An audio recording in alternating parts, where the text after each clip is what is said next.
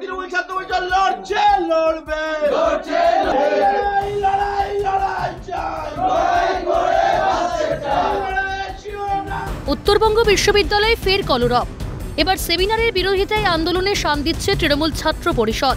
যে সে সেমিনার নয়, টিএমসিপির বিরোধিতা দেশের প্রথম সারির কূটনীতিক তথা দার্জিলিং লোকসভার সম্ভাব্য বিজেপি প্রার্থী হর্ষবর্ধন শ্রীংলার সেমিনারের বিরুদ্ধে। আগামী 19শে জানুয়ারি উত্তরবঙ্গ বিশ্ববিদ্যালয়ে একটি স্পেশাল সেমিনার করার কথা হর্ষবর্ধন শ্রীংলার।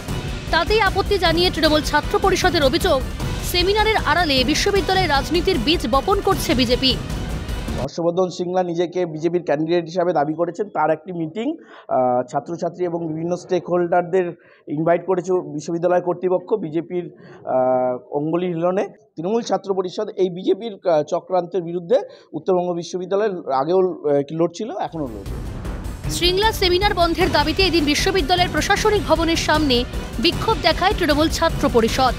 এমনকি উপাচার্যের বিরুদ্ধে রাজনৈতিক পক্ষপাতিত্বের অভিযোগ এনেই রেজিস্ট্রারের কক্ষের সামনে শুরু হয় ধর্ণা। ব্যাপারটাই উপাচার্যের নির্দেশে হচ্ছে, উপাচার্য নির্দেশ দিয়েছেন।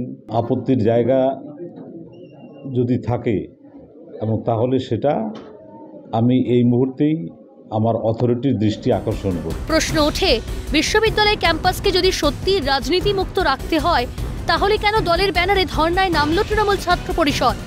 রাজনীতি মুক্ত পরিবেশ রক্ষার আড়ালে কি তাহলে শুধুই বিরোধীদের বাধা দেওয়ার ছল? প্রশ্নটা উঠছেই। পিকাই ঘোষের রিপোর্ট, ক্যালকাটা নিউজ।